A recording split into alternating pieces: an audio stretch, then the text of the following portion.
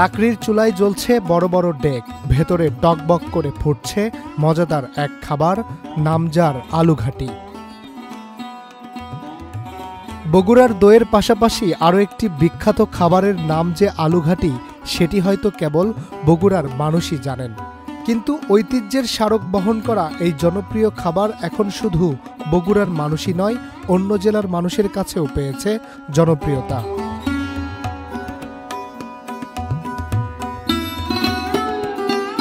বগুড়ায় সাধারণত মৃত ব্যক্তির কুলখানি বা সামাজিক অনুষ্ঠানে খাওয়া যায় আলুঘাটি, কিন্তু মাত্র ১২০ টাকার বিনিময়ে পেট চুক্তি ভাত আর আলুঘাটি খেতে পারবেন বগুড়ার মাটিডালির দ্বিতীয় বাইপাসের সালমান হোটেলে।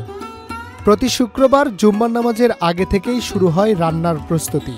তবে আলুঘাটি তৈরিতে আছে ব্যতিক্রম নিয়ম। প্রথমে আলু সেদ্ধ করার পর আলুর ছাল ছড়ানো হয়, এরপর গরুর মাংস প্রস্তুত করেন বাবুর্চিরা। বিভিন্ন ধরনের মশলা ডেকের ভেতরে রান্না করে নিয়ে ঢেলে দেওয়া হয় গরুর মাংস। গরুর মাংস অর্ধেক রান্না করে নামানোর পর আলুঘাটির জন্য প্রস্তুত করে রাখা আলু ঢেলে দেওয়া হয় ডেকের মধ্যে। এরপর দীর্ঘক্ষণ নাড়াচাড়া করার পর দেওয়া হয় আগেই রান্না করে রাখা গরুর মাংস। গনগনে উনুনে তৈরি হয়ে যায় মজাদার খাবার আলুঘাটি, যা খেতে শুক্রবার দুপুর থেকেই ভিড় লক্ষ্য করা যায় দোকানে। বগুড়ার বিভিন্ন জায়গা থেকে আসতে শুরু করে মানুষজন, কেউ পরিবার পরিজন, কেউ বা বন্ধুদের সাথে আসেন আলুঘাটি খেতে। আলুঘাটি খেতে আসা ভোজন রসিকরা বলছেন, বগুড়ার ঐতিহ্যবাহী এই খাবারের সাথে ওতপ্রোতভাবে জড়িয়ে আছে ঐতিহ্য। তাই যেখানেই আলুঘাটি পায় সেখানেই ছুটে যান তারা। আলুর সঙ্গে যে অনুষঙ্গগুলো যোগ হয়ে যে একটা নতুন মাত্রা তৈরি হয়েছে, এটাই আসলে মূল আকর্ষণ আমাদের বগুড়ায়। আলুঘাটি হচ্ছে বগুড়ার একটা ঐতিহ্য, এই থেকেই হচ্ছে আমাদের এখানে আসার খাওয়া। অনেক দিন থেকে খাবো ভাবতেছি, তা আজকে আল্লাহ দিলে আলহামদুলিল্লাহ সময় করে আসতে পারলাম এবং খাইলাম, খেয়ে খুব ভালো লাগলো।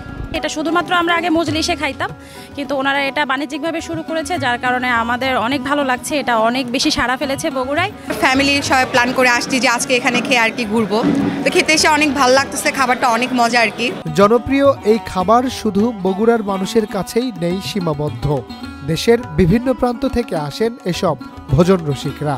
এটা খুব সুস্বাদু এবং ভালো লাগে। আমরা যদিও রংপুরের লোক, কিন্তু বগুড়ার একটা ঐতিহ্য, পুরনো ঐতিহ্য, তো ঐতিহ্যের কথা শুনে আমি আসছি। আমি চুয়াডাঙ্গা থেকে বগুড়া ঘুরতে আসছি, ঐতিহ্যবাহী খাবার বগুড়ার, তো আমার খুব ভালো লাগছে।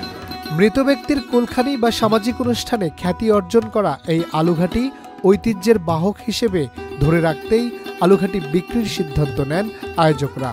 আমরা চিন্তা করলাম যে সপ্তাহে একদিন যদি এটা করা হয়, মানুষ ঐতিহ্য ধরে রাখবে এবং আলুঘাটির স্বাদটা, মজলিসের যে একটা স্বাদ, এটা এই হোটেলেই পাবে। এটা হচ্ছে আপনার ১২০ টাকার প্যাকেজ। আপনার মাংস থাকবে ৩ পিস, আর আপনি আলুঘাটি আর ভাত যত খুশি তত করতে পারবেন। এই জিনিসটা যদি সর্বস্তরের মানুষের কাছে পৌঁছানো যায়, সবাই তো যেতে পারে না আর কি, সব জায়গাতে আলুঘাটি টেস্ট করতে পারে না, এবং বাংলাদেশের বিভিন্ন প্রান্তের লোকজন যাতে এই জিনিসটা আসে টেস্ট করতে পারে, সেই জন্য আমাদের এই উদ্যোগটা নেওয়া। প্রফিট না, এটা আমাদের একটা ঐতিহ্যটা ধরে রাখার জন্য আসলে এই চেষ্টাটা করা আমাদের। তবে বগুড়ার আলুঘাটিকে স্বাদে মানে অনন্য করতে পেছনে যারা কাজ করেন তারা হলেন বাবুর্চি। আলুঘাটিকে ঐতিহ্যের মর্যাদা দিতে দক্ষ হাতে কাজ করেন তারা।